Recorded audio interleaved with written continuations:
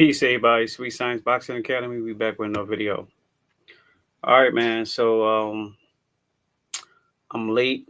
I meant to do this a lot earlier, but I was busy with my children. I'm sure if some of y'all got kids, y'all already know how that is. I was supposed to have a special guest on. I sent him the link, so hopefully he get it. He had inboxed me about like a half an hour, 45 minutes ago. So hopefully he get it and he can join me on here. I don't want to say who it is. If he just so happen to show up, then y'all will see exactly who that is. But let's talk some boxing, man. Um, so I've made several videos the last couple of days, talking about the current state of boxing, and I've been saying a lot of things. I actually got about 4 or 5 videos coming out tomorrow that I gotta finish editing, and it'll be released tomorrow. But I guess while I'm live, I can go in on some of the things that I'm going to talk about more details, instead of giving y'all a few minutes of talking in just a pre-recorded video.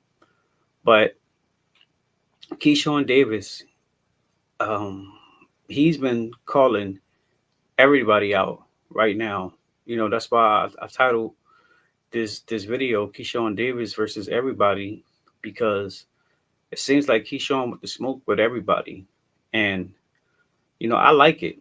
I like the simple fact that he's willing to face everybody in or around his division. He's calling out Devin Haney. He's calling out Debo. He said that he'll get the smoke. Now this is interesting because before he just knocked out Jermaine Ortiz in the 12th round, him and Bill Haney, they were going back and forth. Bill Haney was saying that he's messaging him in the DMs, and they were talking, and he said that Bill promised them after the Jermaine Ortiz fight that they can make negotiations to make the fight happen between Devin Haney and Bill Haney. So we haven't really heard anything as of yet about that, but let's dive deeper into that fight. I got more about Keyshawn Davis, but let's just go about Devin Haney first. I mentioned this before.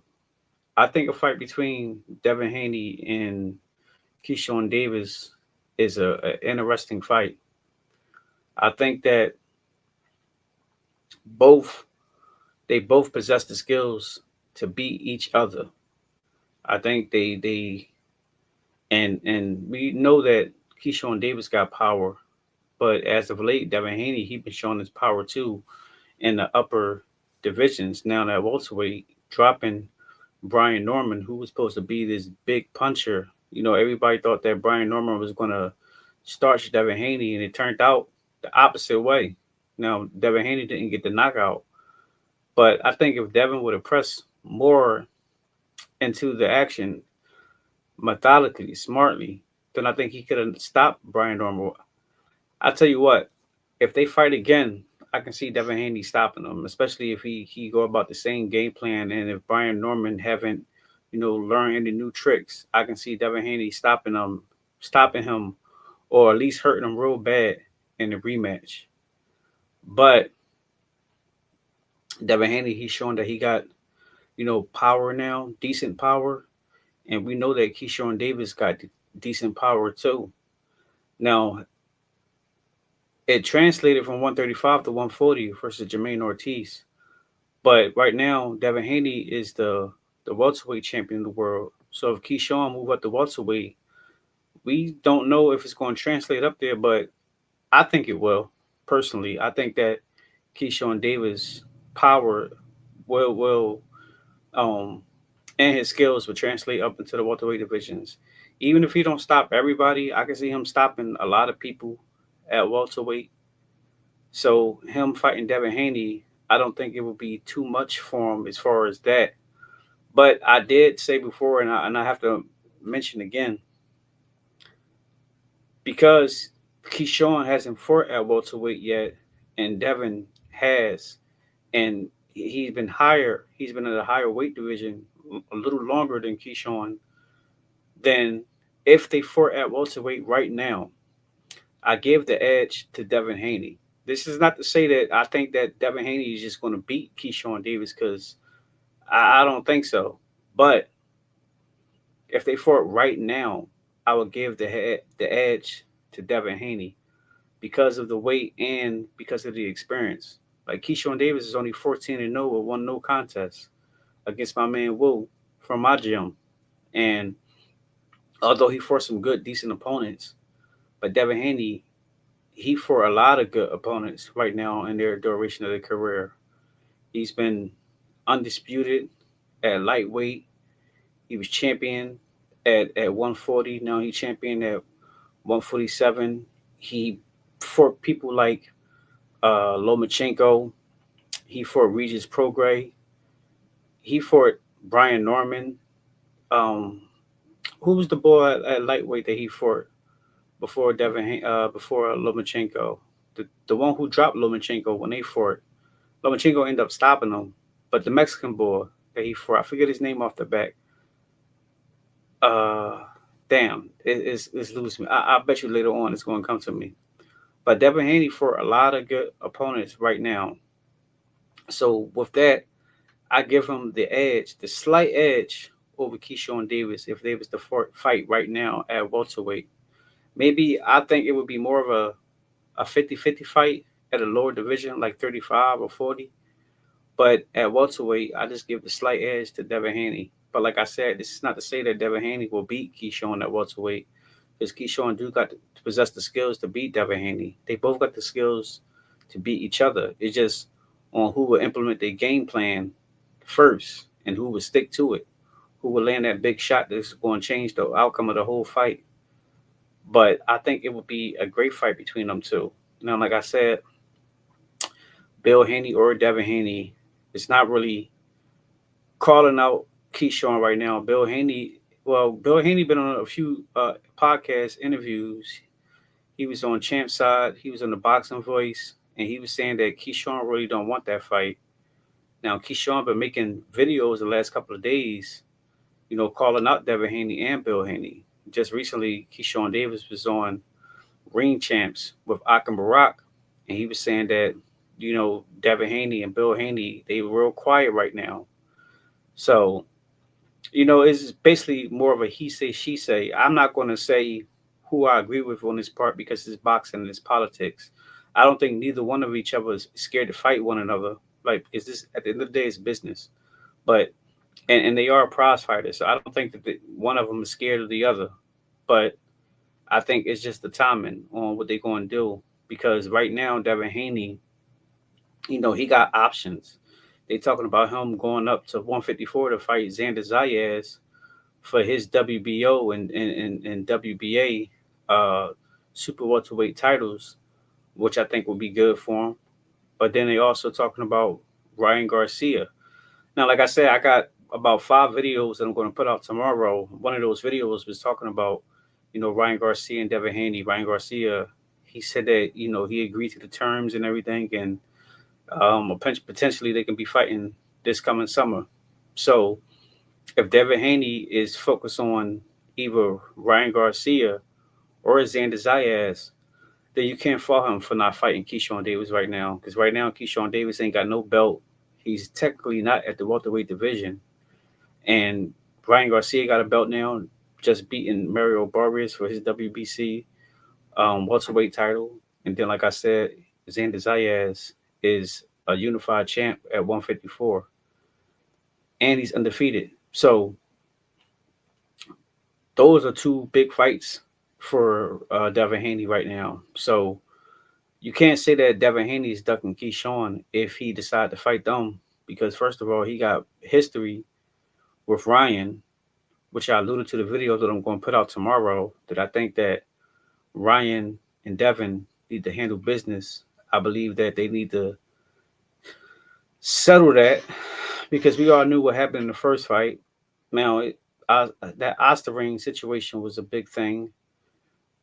I see online, I see on my Facebook, I see everywhere that people really don't care about that. That a lot of people don't like Bill and Devin Haney. I think so more so. A lot of people don't like Bill Haney, which is translating to Devin Haney, because I don't think that a lot of people just don't like Devin Haney off the bat. I think it's more so Bill, which makes them not like Devin. Kind of like back in the day, if y'all remember, when Triple G was in his prime and he was with Abel Sanchez. A lot of people was not liking Triple G, and not because of Triple G, but because of his trainer Abel Sanchez. Abel Sanchez was talking heavy for Triple G.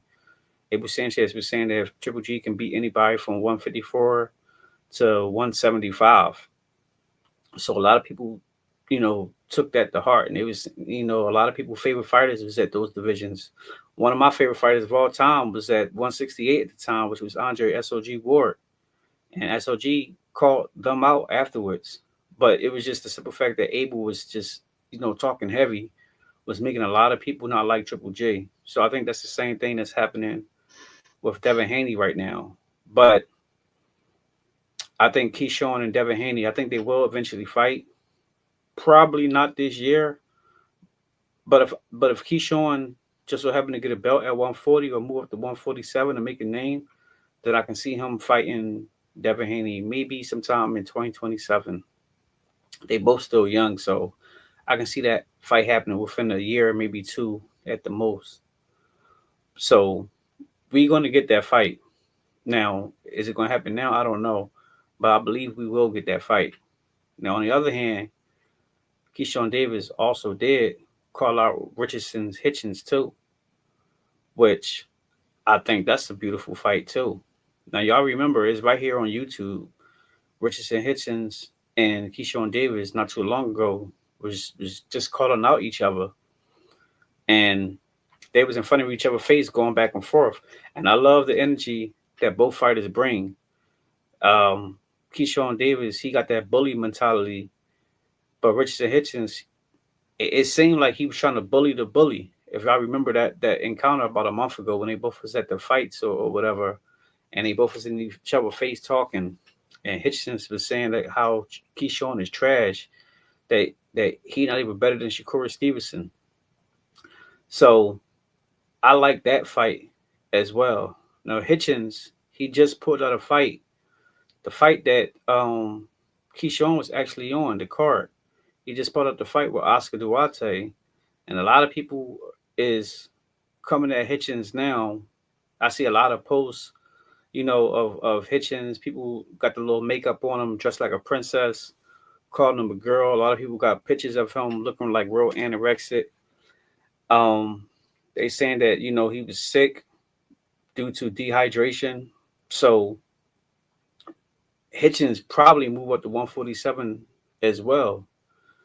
So if Keyshawn fight Hitchens, it may not be at 140, because if he didn't fight Oscar at 140, I know damn well he's not going to fight Keyshawn, because if it's a weight thing, if it's something that's making him sick, dehydration, I know Hitchens look at Keyshawn like the better fighter than Oscar Duarte. Whether he like him or not, I know Hitchens know that Keyshawn is way better than Oscar Duarte. So if he's not going to fight Oscar at 140, I don't believe that he will fight Keyshawn at 140. So he probably bring him up to 147. So I think what's going to happen is I think Keyshawn is going to move up to 147 real soon. He may get another fight at 140, but I think he's going to move up to 147. Keyshawn is a big dude. He kind of big, kind of like Devin Haney. Now, not big like he blow up, like getting a little fat in between fights, but he is a big guy. So him coming to 147 is not going to be a problem right now. Not like how Shakur Stevenson. Shakur Stevenson is like, he's small, so he can easily make 135. Shakur Stevenson just beat Teofimo Lopez at 140, taking his belt. But Shakur say all the time that he's not a 140 pounder, he's not a 147 pounder, even though he is willing to move up to 147 and 140 for certain fights. But he's not naturally a big guy, he's a small dude. And so Keyshawn is going to probably move up and stay at higher weights before Shakur do. Just Keyshawn is just a naturally smaller guy as far as like weight and everything. So I can see Keyshawn moving up and fighting Hitchens at 47. And I think that's a good fight between them two. That's one of them fights where it's damn near like a pick'em fight. to be honest with you, because Keyshawn's skills is crazy, and he got the amateur pedigrees, Olympic silver medalist. But Richardson Hitchens, he got the amateur pedigree too, although he's not an Olympic champion, but he was, I think he was Olympic alternate, and I was there at the fight when he fought Boots. That was a hell of a fight in the amateurs when Richardson Hitchens fought Boots. He lost the Boots, but he was giving Boots some work. So I think that will be a good fight too between Hitchens and Keyshawn. And then Hitchens got the experience in the pros as well. So this is like a 50-50, 60-40, 45-55, however you want to call it. I think it's one of them type of fights. And Hitchens do be in Philly, um, in my city, in the gyms training. He be sparring like Boots and everybody. Not Boots, I'm sorry. He be sparring like Woo, my man Woo. Um, he be training with Bozy and them sometimes. So I can see Hitchens and Keyshawn and the pros having a good fight. That's going to be a fast paced chess match if they do fight. Whenever they do fight, because they're going to eventually fight. All these people that we talking about nowadays, they all gonna eventually fight nowadays. They all gonna eventually fight. It's just depending on when. That's the whole thing, though. We don't know when they're gonna fight, but they will fight. Trust me, they will. I don't think it's gonna be a situation like Riddick Bowe and Lennox Lewis, where how they never got a chance to fight in the pros, although they fought in the amateurs. I think they're gonna fight in the pros. It's just depending on when.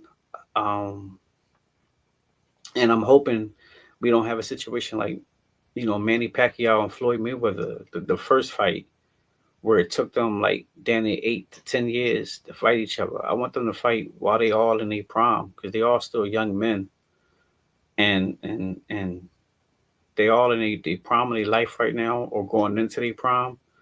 So I'm hoping we get the fight sooner rather than later, but they will fight each other. And if Richardson Hitchens or when Richardson Hitchens and Keyshawn Davis fight each other, then I think that's going to be a good fight. Now, I give the edge in that fight to Keyshawn. I will give Keyshawn Davis the slight edge over Richardson Hitchens. But if they fought and Hitchens won, I wouldn't be surprised because they both great fighters. They both good talents. But right now, realistically, I just give the edge to Keyshawn if I'm being for real with y'all.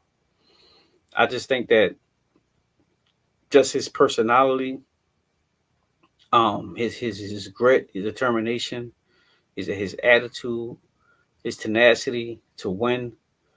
I just think that it just may be a slight bit better than Hitchens. But like I said, if they fought and Hitchens won, I wouldn't be surprised either.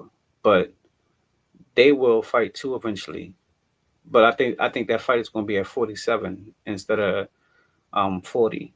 So that's that. Actually, I think for Keyshawn Davis, I think majority of his big fights is going to be at 47 because Keyshawn Davis he just called out Isaac Pitbull Cruz too.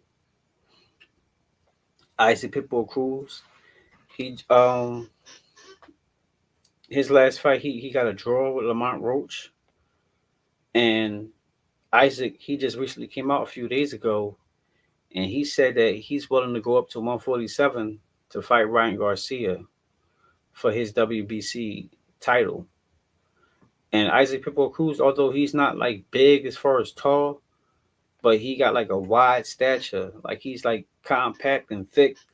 Pause. But he like compact like a Canelo. Canelo is not like real big as far as height, but Canelo he's like thick. He's wide. Look at his back. Look at his legs, his calves. Like he can carry the weight, and you see how big um Pitbull Cruz be looking in between fights. Like Pitbull be blowing up. Justice let his. I just seen Pitbull on an interview a few weeks ago, and he looked like he every bit of like 160 something walking around. So 147, I think that will be um, a good weight class for Pitbull Cruz. And if he calling out Ryan Garcia at 47, Ryan and Pitbull would be a good fight. Now I can remember about 2 years ago there was talks about Ryan Garcia and Pitbull potentially fighting each other, but that fight never came to fruition. But nowadays, especially because Zuffa boxing is in the game, Turkey out of Sheik and all them, you got so many different like promotional networks and companies. I think we can get that fight between Pitbull Cruz and Ryan Garcia, and I think that would be a good fight because Ryan don't really got no footwork. He really don't got no lateral movement. And Pitbull, all he know is come forward, seek and destroy. But he's not just like a rock'em sock'em robot. He do put relentless pressure on you, but he do it with skill and precision. And he got them looping overhands, and he loved going to the body. And we seen Ryan Garcia hurt to the body several times. Luke Campbell dropped Ryan Garcia with a body shot. Tank stopped Ryan Garcia with a body shot. So I think if Pitbull Cruz went up and fought Ryan Garcia, I think that would be his game plan, just to aim for Ryan Garcia's body and get him out of there that way. And we know the triangle theory don't work in boxing, but just think about how Pitbull Cruz beat up Rolly Romero. He stopped Rolly Romero, and Rolly Romero beat Ryan Garcia last time out, right before Ryan fought Mario.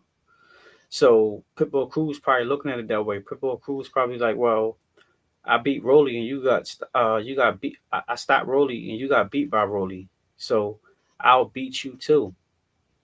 But I don't think that's gonna actually work. The triangle theory don't really work in the sport of boxing, but that still would be a good fight. But with that being said about Pitbull Cruz, I think if he went up and fought Ryan Garcia for his belt, I think Keyshawn Davis would definitely try to fight Pitbull Cruz and try to get that WBC title off of him. So, like, I think the sport of boxing is looking real good right now because Keyshawn Davis, he got like this whole thing where now he's making several videos coming out every single day or every other day, calling other people out, and it's like he got the bully mentality. I think that's where he going. He's trying to make that image of being like a bully, which it can backfire on you if you start losing. But if you win, then it's good though because everybody's gonna be tuned in because you're gonna have people who love you, but then you're gonna have people who don't like you, and they're gonna watch your fights because they're gonna watch you just to see if somebody gonna finally shut you up. So because they want to see you lose, and if you keep winning, that's gonna make people extremely mad, but they're gonna keep buying your fights because or watching them because they want to see who's gonna finally be that person who shut you up, kind of like with Floyd Mayweather. So Keyshawn Davis, like he's in a good position right now, and even he called out Lamont Roach. He was saying that Debo Dev, is scared to fight him. He basically called Devin scary. That was his words.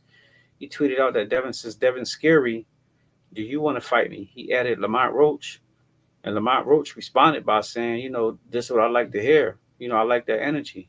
So that would be a hell of a fight too, Lamont Roach and Keyshawn Davis. And you already know if they do fight, people's going to look at that as a barometer because Lamont Roach technically beat Javante Tank Davis.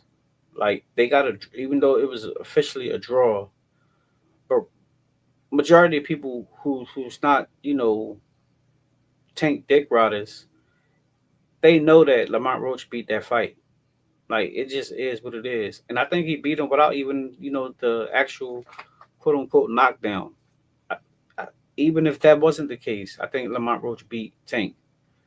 So if Keyshawn Davis and Lamont Roach beat, and Keyshawn happened to beat Roach convincingly or even stop him, then everybody's going to be looking at that like, oh shit, I can see why Tank not wanting to fight him. But then vice versa, if Lamont Roach fought Keyshawn and beat him, then everybody gonna be like, I can see why Tank didn't want that rematch with him. So I think both fighters is in a good position.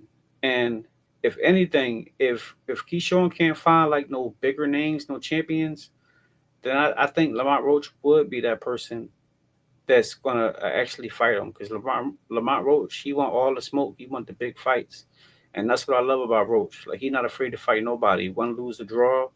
His only loss was with Jermell Herring, and that was, how many fights ago was that? That was a while ago. And he said he wasn't even focused in that fight.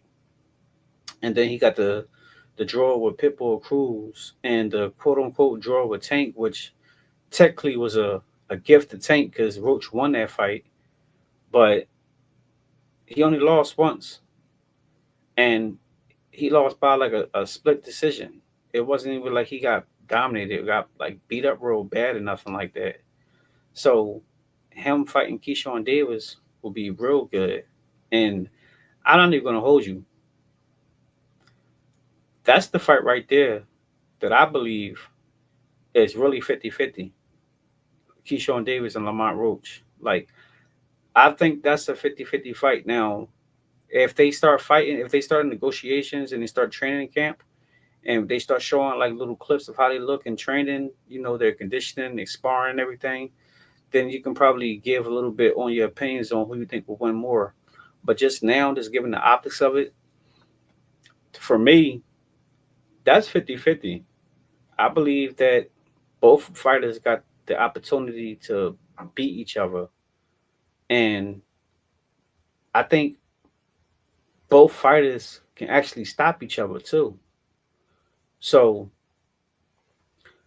I can't even give the edge to nobody in that fight if they was to fight. I wouldn't be able to give nobody the edge, at least right now anyway.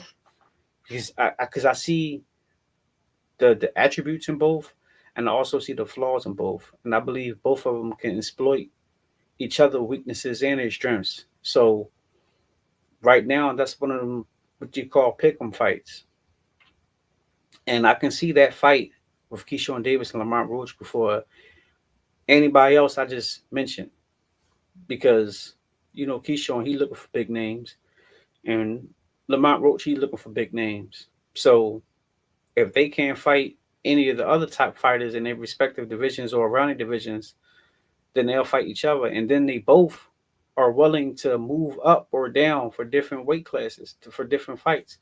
So I see both of them like they old like Keyshawn and Lamont Roach. They both like them old school throwback type fighters. Like they willing to fight anybody. They willing to put their records on the line and fight, you know, everybody, especially Lamont Roach. Because some can argue that Keyshawn Davis don't want to fight Andy Cruz. Well, Andy Cruz just lost to Moritaya, so he got them problems to worry about. I think Andy Cruz need to run that back with Moritaya before he start calling Keyshawn his son again.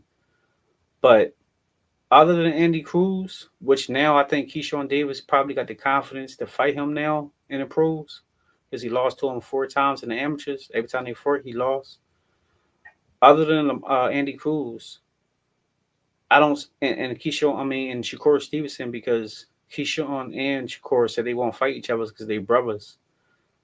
I see Keyshawn fighting everybody other than Andy Cruz and Shakur. I can see him calling out everybody. And Lamont Roach, it ain't no exceptions with him. Like he don't look at people like, oh yeah, you my friend, so I won't fight you.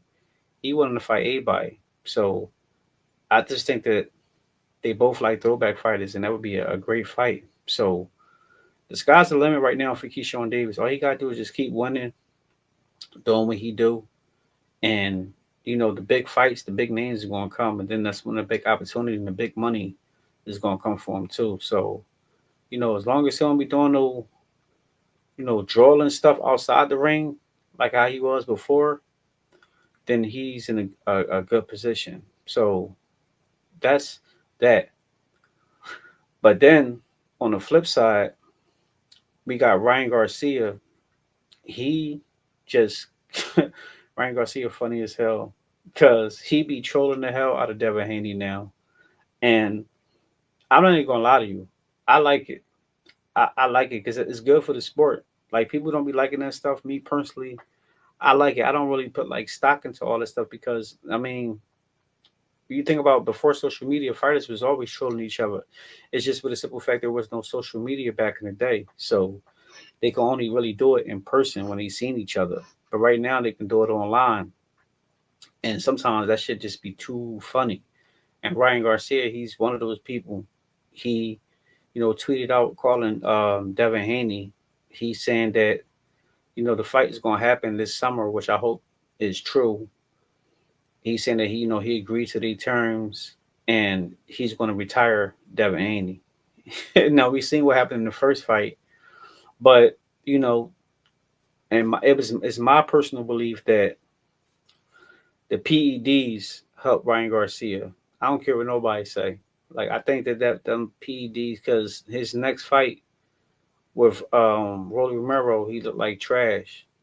So and he lost, got dropped and everything. Now you can argue that Rolly Romero is one of the people who got his number, but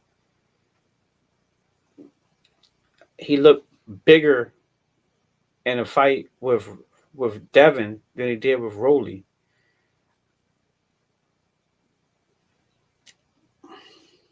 Look, I ain't gonna get into all that, but Ryan is calling out Devin Haney.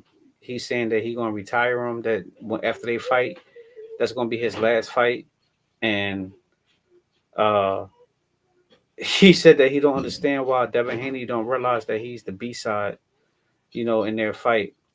But then you had Devin Haney responding to that. Devin Haney saying that how you gonna call me the B side when your last fight out you lost to Rolly and you wasn't even sanctioned.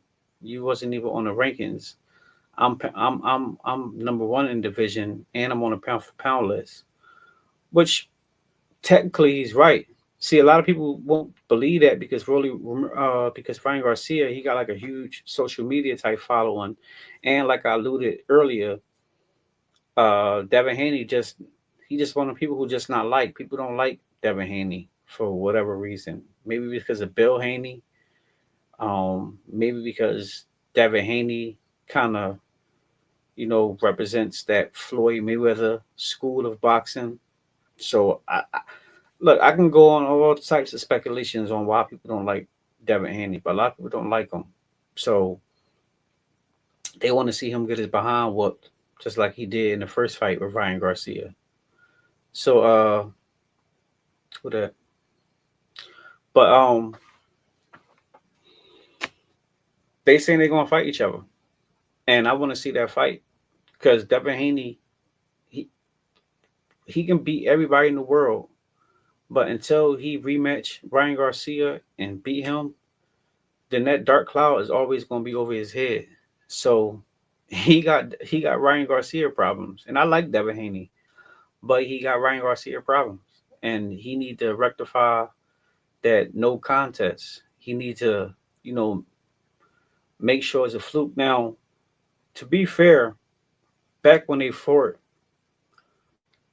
back before the whole Osterring thing came out, even after the Osterring situation came out, I'm on record saying that regardless of what, Devin Haney didn't fight the right fight when he fought Ryan Garcia. Like, cause remember before the fight they was talking trash, he was amped up. So Devin Haney was fighting like he was trying to knock him out, and that played against him. Like he wasn't thinking rational or none of that stuff. So all that stuff Ryan exploited. Plus he had the extra umph in him from that Oster ring. So he got dropped like what? How many times Ryan dropped him in that fight? I think 3 times. Yeah, he dropped him like 3 times in that fight. But you give it up. But me personally, you got to respect Devin Haney because he got up each and every time, and he shoot every time he got up. It's like he finished the round off strong. I think without the knockdowns, he would have won, for real, for real. But because he got knocked down 3 times, those are all 10-8 rounds. You got to give it to Ryan Garcia. But we all know that it was a no contest. People don't care about that because the meme is still out with Devin Haney on the floor looking wobbly and Ryan Garcia standing over top of him.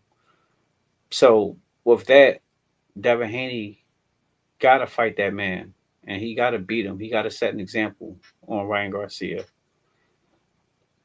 And which is crazy about it because just this past the other day, Devin Haney's little brother just fought Ryan Garcia's cousin.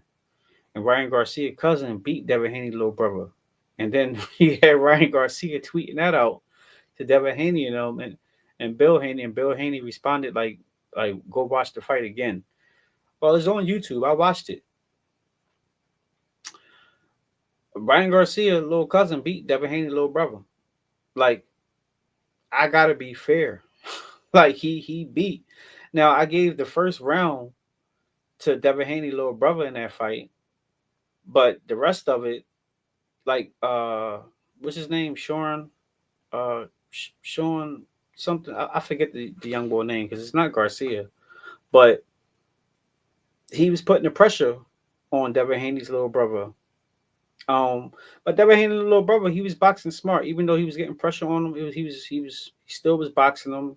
He was hitting him off the ropes, but I just think that Ryan Garcia's little cousin got the better of him. But it might be one of them situations like Devin and Ryan, because if y'all remember, for those who know y'all history about them two, they fought about 6 times in the amateur, Devin Haney and Ryan Garcia. And Devin got 3 wins, Ryan got 3 wins. So when they siblings fight each other, it might end up being the same type of situations because I'm sure they're gonna meet each other in the amateurs again, especially if they, beating anybody else. They're gonna see each other in the nationals or the champions. And it might be a situation where Ryan Garcia beat him. Ryan Garcia's little cousin beat Devin's little brother this time. Devin's little brother might be Ryan Garcia's cousin next time, and vice versa, so forth and so on. And it can be like a family feud. And it was when you watching the amateur bout, they was boxing like it was a family feud. Like they knew what was on the stakes because Ryan Garcia know that his cousin, beat Devin's brother. I mean, well, Devin's little brother know that y'all get what I'm saying. He lost. So they was fighting each other like that. Kind of like how now you got Chris Eubank Jr. and Conor Ben fighting each other off the backs of their fathers fighting each other. It was a rivalry, so it trickled down to these sons. So this whole Ryan Garcia and Devin Haney is trickling down to their younger siblings or younger kin. So like the history is there, and all this stuff makes up for a good fight because the press conference is going to be crazy when they finally do sign that contract to fight each other. The press conference is going to be crazy. Bill and Devin going to be like, you cheated. Ryan going to be like, no, I didn't. I even took a polygraph test and I cleared it. That's why my little cousin beat your little brother because y'all tried. Like it's going to be crazy fun. So I can't wait to see all of that. So if they fight this summer, depending on because USADA is not, correct me if I'm wrong, but USADA is not in boxing anymore, right? I believe they're not. I think it's VADA. And VADA is supposed to be the best. So I seen Bill Haney on the Boxing Voice last week talking about they don't need the whole year for him, to get to, the random drug testing. They just need from here on out until the fight. So if they plan on fighting Ryan Garcia this summer, then Bill and them need to make sure that Ryan is getting, random drug testing. And it's crazy because Hold on. What's up? Yeah. Sorry, that's my daughter. But everybody else was saying that, like Tank, everybody talking about Ryan Garcia, Shakur, talking about him being on that juice. But when it comes down to Devin Haney, uh, they act like he wasn't on that juice. But everybody else be talking about it. So I think people want to know. No. So if Bill and them was smart, which they are, I think Bill and them they gonna make sure that Ryan Garcia get that random drug test. And if he come inside there, cool. If they get tested before the fight, that he's good, and then they fight, and the other test is gonna come back after the fight. If anything come back clear, then if he's clean, especially in the way that Devin Haney looking nowadays, I got Devin Haney beating Ryan Garcia. But I still think it would be a good fight, though. Like I still think because Ryan gonna go inside there with that confidence, like he gonna go inside there like, all right, I beat you before, so I'm gonna beat you again, and he gonna be trying to catch him with that right hand because he was catching him with that right hand all damn night in the first fight, dropping him. So he's gonna be doing the same thing. So if Devin Haney, made adjustments, which I believe he did because he's been showing adjustments his last couple of fights, then I think that Devin Haney should pull off that win. But I still think it's going to be a hell of a fight. But we're just going to wait and see if that's going to take place this coming summer. Because if they do fight, it's going to be for unification bout, and whoever win that fight is going to be the man at 147. I mean, technically, right now, Devin Haney is the guy to beat at 47 because before that, it was Brian Norman. Brian Norman was looked at like the boogeyman at 47 once Boots went up to 54. It was Brian Norman Jr. So because Devin Haney beat Brian Norman, now he's the guy to beat at 47. But when Ryan and Devin fight, whoever beat that fight is going to be the man at 47 to beat. So I think it's going to be a good fight between them two. So hopefully, keep fingers crossed we get that fight, and we're going to see about that. Now, the last thing I want to talk about in this live is Jaron, Ennis, and Jermell Charlo. Now, just a few months ago, was it at the Anthony Joshua versus Jake Paul? Or was it another fight? I forget which fight exactly it was, but Eddie Hearn was with Jaron Ennis, and Charlo was inside the stands, and they was talking. Jaron was saying that he wanted to fight him and stuff, and Eddie Hearn was saying like, you're gonna make a lot of money. Charlo was saying that, I already got money. This ain't nothing new to me. I'm the guy, all that stuff. But that was before Charlo was actually seen training again. Now Charlo training again, and he calling out people. He called out Earl Spence. He wanted to fight Earl Spence, but now he's saying that he want to fight Boots. He want that boot smoke. And I think that's going to be a good fight if they fight each other. Jermell Charlo, because technically Jermell Charlo is still the man at 54. Hold on for a second.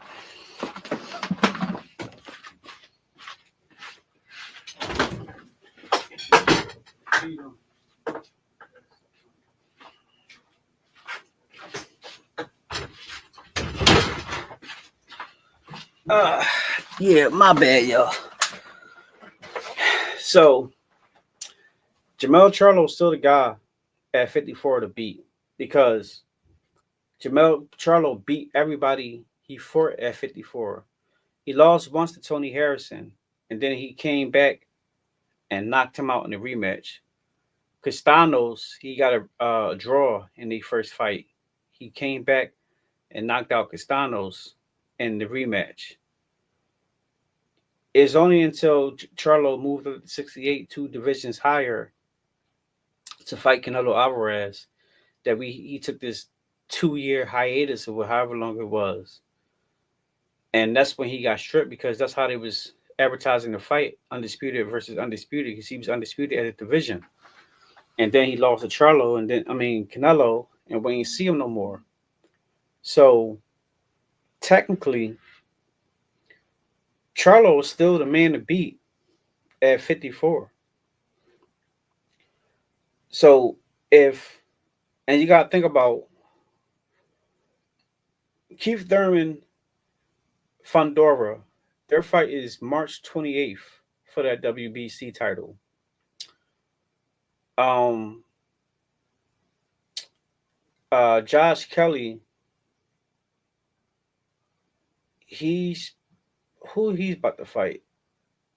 Uh, he about to fight somebody else. For his IBF title, and then you got Xander Zayas. He got the WBO and WBA title. Is Xander Zayas about to fight Josh Kelly?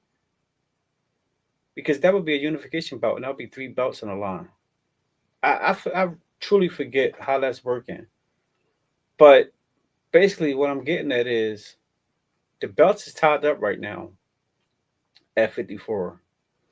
So, and negotiations with Virgil Ortiz is not really going the way they want it, because we've been wanting to see that Virgil Ortiz Boots fight since 47, and neither one of them seem to be on the same terms to make that fight happen right now. So if I was Boots, if Charlo was calling me out, I would take that fight, because if I beat him, then no one can deny him, because like I said, Charlo is still technically the man at 54.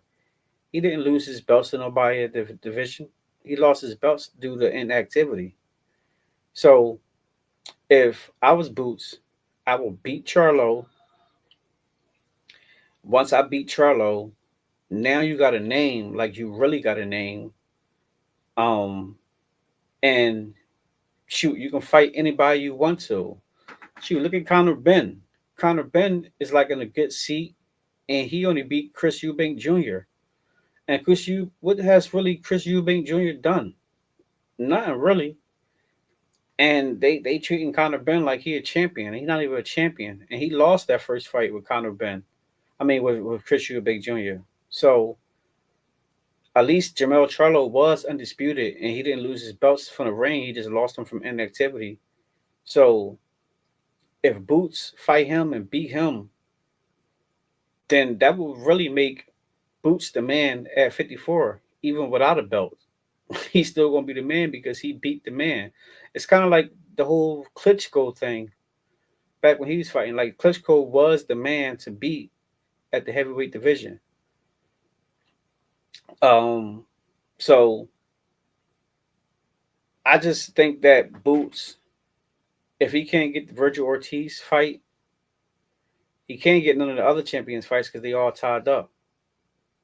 Don't take nobody else, because that's the thing with Boots right now. Everybody's getting tired of him fighting these no-name type people, and he got over 30 fights, and damn near all his wins is by knockout. Only like 2 or 3 people only survived him. So people looking at it like, all right, kid, you got to fight somebody real now. He went up there, he went to 54, he got a light touch. That's cool. Now fight somebody good. Charlo hasn't been in the ring for 2 years. You're more youthful than Charlo. You got better footwork than Charlo, in my opinion. You're a switch hitter. You're smooth with it. You can fight inside. You can fight outside. You can fight mid-range. You got, obviously, you got power, because all your wins is basically by knockout, except for 2 or 3. He got more knockouts than Charlo on his record. Although Charlo, his knockouts came from, bigger people, but, still, I believe that the time is now. Fight Charlo now, beat him, knock him out, because I think Boots can knock out Charlo. For real, for real. I think he can. At this point right now in Charlo's career, I think he can. I think he can. I think he can stop uh Charlo. So, even if he don't stop him, but just beat him convincingly, then he would be the guy you can't deny at 54. You're going to have the boxing public, the whole general population of boxings, the pundits, everybody, the experts, they all going to be backing you. You're going to have people like Max Kellerman and everybody saying the exact same thing that I'm saying, that Charlo is the man to beat. So if you beat him, technically, you would be the man at the division, even without belts. So the champions basically going to be calling you out now. That's how I look at it. So like Boots will be in a good position if he take this Jermell Charlo fight and fight him. And once he do that, he can become a champion, get unified, possibly become undisputed at 54 and move up to 160. Um, because the only person I really see giving Boots fits at 54 is Virgil Ortiz. Like he's the only person I see right now giving Boots some trouble at 54. I got Boots beating everybody at 54. I got him and Virgil Ortiz is like, a toss up. And I slightly favor Boots, So, but Boots, he can possibly lose to Ortiz. Like if they fought and Ortiz won, I wouldn't be surprised. But those are the only two guys that I see at 54, you know, um, giving each other problems. Everybody else, I got Virgil and Boots beating everybody at the division. So if he's not going to fight Virgil Ortiz now, fight Charlo, beat him, then grab a belt, then go after Ortiz or somebody else. Let Ortiz grab a belt or something and get unified, and y'all can get all the belts from different people. Ortiz can get two belts, you can get two belts, and then y'all can come together and make that undisputed fight. Like that would be beautiful. That would be a lovely treat. And if they did that, they probably wouldn't fight until about like 2028, something like that. But it still would be cool because they both still young. They young as shit. It's not like they in their 30s and nothing. They ain't even nowhere near 30. So I think that those fights are going to be there for them. So yeah, just collect them belts, man. Beat Charlo and fight somebody. Now until like Devin Haney move up to 54, then I see Ortiz and Boots being in problems because a lot of people don't think it, but I think if Devin Haney move up to 154, I think he giving Ortiz and Boots some trouble. This is not saying that he will beat him, because I'm not saying that at all. But Devin Haney's a big guy. He got skills. So I think if he moved up to 54, because like Devin Haney is in, like he's kind of like in negotiations right now because he's a WBO champion. So he could petition the WBO to move up to fight for Xander's WBO title.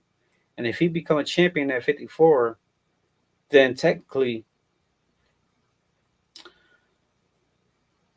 he would be one of the men to beat. And then you got people like Ortiz and Charlo and all of them up there. Like, I think the 54 division is going to be crazy. And don't let Keyshawn Davis move up to 154.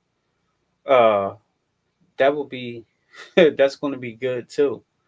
But right now, we're not even going to focus on that because he's still at the lower divisions. But Devin Haney and they already talking about moving up, potentially move up to 54 to fight for a title. So I would say fight them now, because if Devin Haney move up and beat Xander Zayas, that's two belts. That means Devin Haney going to be a unified champion at 154 in just one fight. And what if he the one who fight Charlo and beat him? Like for real. Because all that stuff would have sounded funny 4 or 5 years ago. But because Charlo done been out the ring, these younger guys is gaining more experience and getting bigger, getting stronger, going into the prime of these lives. Like it's only natural this happens. People that you didn't think will ever fight each other fight each other. This is how the game goes. People that you thought was too small for somebody and then they moved up and fight. that person that you thought was too small and too weak end up beating them. Like this happens all the time. If you just follow your history of boxing, this ain't nothing new. So Devin Haney moving up to 54 and getting in the mix with like Charlo and Ortiz, Xander, Boots, and possibly beating those guys or some of them is not out of the realm of possibility. It definitely can happen. So that's what I'm saying. Like Boots need to get on the good foot and gain some of them belts before Devin and them move up and start trying to get belts. Um, but shoot, maybe he waiting for that because Boots probably looking at Devin and them like I will beat you up, which I will understand because Devin is coming from lower weight classes. He started out like what at 35, so they would be looking at him like he young, young as hell, uh, small as hell as far as weight comparisons, and you lost to Ryan Garcia, who I would beat up. So I can see that. But shoot, Devin Haney last fight with Brian Norman for me anyway, because when he first came back and got into that fight with Ramirez in New York City, Devin was looking real skittish. Like I was even looking at him like, "What the hell is you doing, bro? Like, what is you gun shy now? Are you afraid to get hit?" And a lot of people was looking at it that way too. And I'm a big Devin Haney fan, but that fight, I was just like, "Come on, bro! Like, if you're gonna be fighting like this, you need to just give it up because you're just looking like you just scary right now." But he changed all that when he fought Brian Norman Jr. and he became the bully in that fight. Brian Norman Jr. he can easily move up to 54 and cause some hell up there. So if Devin did that to him, I know Devin Haney can go up to 54 and cause some hell too. I know he can go up there and become a champion. You know, given the right fights. So with that being said, Jaron Ennis need to fight one of them champions or fight Jermell because technically, in my eyes anyway, he's still the champion at 154. You know, until he lose to somebody at 54, he's still a champion because he didn't lose his belts in the ring. He lost them due to inactivity. And he training right now and he calling everybody out. And one of them people he called out was Jaron Boots Ennis. And he want that boot smoke. So if I was Boots, I would give it to him. Like real talk. Now you got Earl Spence supposed to be fighting Tim Zoo, and if Earl Spence come back and beat the hell out of Tim Zoo, then his name is going to be right back in the mix. Because just think about it, Earl Spence only lost to Terrence Crawford, and everybody lost to Terrence Crawford because Terrence Crawford retired undefeated. Shoot, even Canelo lost to Terrence Crawford. So, and he got a couple years off, which people say that's bad, but he probably needed that. That probably did good for his body, for his mental and everything. And I've been seeing Earl Spence train. Earl looking kind of good right now. Now how it's going to translate in the fight, we still got to see that. But if he come back and beat somebody like Tim Zoo, who was supposed to been, who was looked at one time as a devastating puncher, then that would be real good. And then he will be in the mix now. So then they're gonna have to worry about Earl Spence because I don't think nobody is gonna do to Earl Spence what Chance Crawford did. Like for before Chance Crawford fight, Earl Spence was looking kind of invincible. You know, he got into like multiple car accidents, detached Ratners, all that stuff, and was still beating people up. Like before Danny Garcia got stopped by Arislandi Laura, when Danny Garcia fought Earl, it was looking like Earl was about to stop him. like for real. Then he just beat the hell out of Ugas, and these was after the car accidents and stuff. So yeah, that's how you know Terrence Crawford is a special talent because ain't nobody do that to Earl but Terrence, and I don't think nobody else would do that. You know, like I could be wrong, but I just believe nobody else will beat Earl. Not to say that he'll never lose again, but the way he lost, I don't see nobody else doing that to him like how Terrence Crawford did. So if he get into the mix, then Boots and them gonna have to worry about Earl.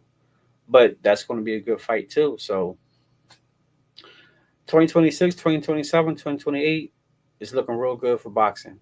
And I can't wait. So we just gonna have to see how these fights line up, how they take place, and we go from there. But you know it is what it is. I've been on here yapping my mouth for an hour, so I holler at y'all in the next one. I got about 5 videos that I gotta finish editing up, and they'll be released tomorrow. Then I'll start making more. So make sure I hit the like, subscribe, and follow the channel. And I'll see you on the next one. Peace.